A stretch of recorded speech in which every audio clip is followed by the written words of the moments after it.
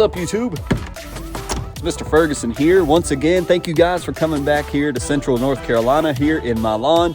It's a privilege and an honor, as I always say, in January to be able to make lawn care videos for you guys. So I appreciate you so much clicking on the video. Today, what we want to jump into is I need to do a cut. Ever since I mentioned it probably 2, 3, 4 videos ago, I've still not been able to get out here and do what I keep calling it my last cut. But it keeps growing. The flagship, clearly the nitrogen has helped it with these warm temps we've had over the past, week. It's not been warm recently. It's just jumped up and I've yet to be able to cut it. So I want to even it out and cut it. The neighbors actually cut last week and it looks awesome. So I need to do my cut. So hopefully today, we won't focus on that, but hopefully I can get my cut done today. We've got some weather coming in this weekend on Sunday.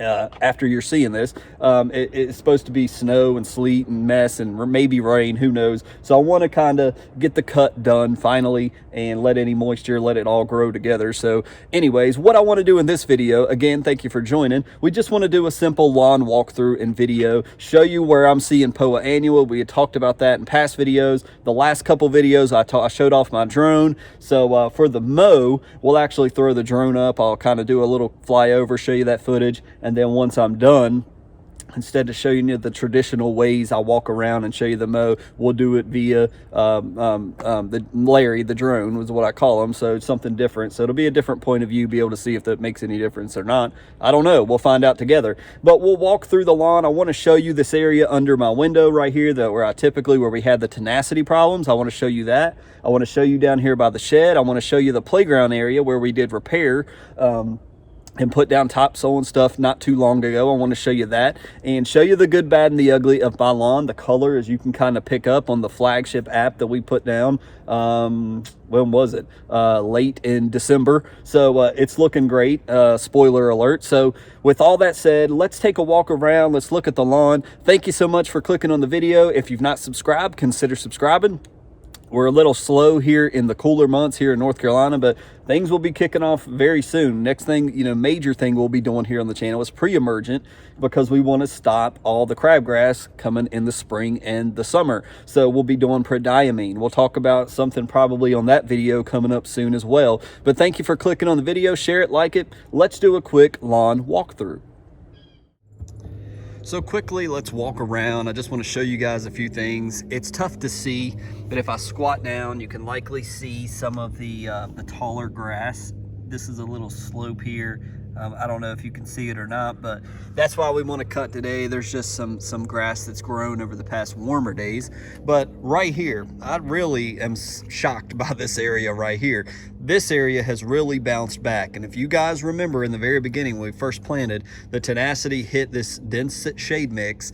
Currently, at this time of the year, we're not getting hardly any sunlight whatsoever here, and I don't think it's going to be until like May or late spring that we finally start getting a little bit of sunlight in this general area. So we put the dense shade mix here, and tenacity, as we've mentioned several times, is labeled that it can harm fine fescues, and it did. It really struggled to even grow here, but man, look at the difference of how it's truly grown back. And we still have some spots where it's not fully came in, but oh my goodness, I think spring will handle that. And it's really, you can see kind of, and you guys could, maybe you can see it on camera, that like from here over, you can really tell the dense shade mix seed versus the GCI turf seed. So just quick update there. It is looking fabulous, looking awesome. It is coming in. We've got one big wild bush of grass over there. I don't know what that is. We'll have to see what that is. May have to pull that up. But yeah, looking awesome. Really proud of it. Really looking good. And let's jump over here to the repair area that we did. This section is really awesome. I mean, look at it. If you guys go back to that repair, because this is bugging me video, my goodness, I mean, it is night and day difference. That seed has grown, and obviously we need to thank the Lord because we had warm days. We watered it. We had a little bit of rain come. I didn't come out here and water it, but once or twice, maybe 3 times. But I mean, look at the difference, like under the play set. You guys remember, I mean, and you can even see it's a little bit lighter green. I don't know if the camera will pick up on that or not, but over here we had roots and we're like, I don't know if it's going to grow or not. But look at that. It is thick and lush now, and that seed has truly, I got some sticks over here. I need to row over in the woods. But I mean, it is, look at that, it is totally filled in with grass. And we do have roots that are still here, but you see the grass has come in. Here's some more of the roots. So it's just to show you, this is exactly the first couple years. This is what it looked like. Night and day difference. There is not a bald spot over here anymore. And it's the warm temperatures, it's the moisture. So go back and watch that repair video. I'll link it up here in the top corner, and go look at what it looked like. And oh my goodness, night and day difference. And so we've mowed it. Maybe that helped. I tried to stay off of it. I mowed it a little bit, but man, it is filled in a ton. Over here, you guys know, over here by this tree, I've got roots that are exposed. Looks like a bunch of the wind that we've had recently has just knocked down a bunch of sticks I need to pick up. But this area has truly like filled in. There's not gaps and spots where it's bare. Like right here, you guys remember that little trench of water that would come through here? It's filled in great. This is all dense shade mix from Jonathan Green over here. So it's all looking pretty obviously looking great and thick. It's looking better than a lot better than it did kind of in the fall. It's thicker, looks more sustainable. And remember this area, you see this the hill here where we threw down lawn soil and stuff, and we said, hey, we need to fix this. Well, it's grown in. The rain, the warm temperatures, really just, it's amazing. It's almost like spring has come early, but it's not. But this Jonathan Green, man, it's lush, it's thick, it looks great.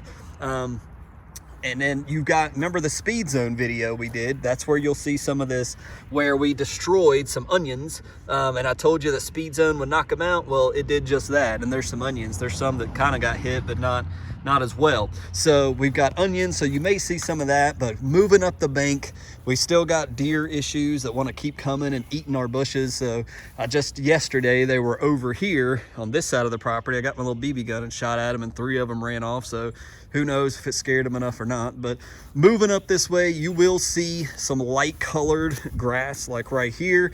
I don't know what that is. Look, we still got some creeping Charlie. I don't think I hit this guy with speed zone. I must have missed it. So it's something that, yeah, that's a fairly large patch. It's about as big as my hand. So creeping Charlie, I think that's what it is. A clover, some type of broadleaf clover. Looks like that might have got hit some, but I didn't hit it enough.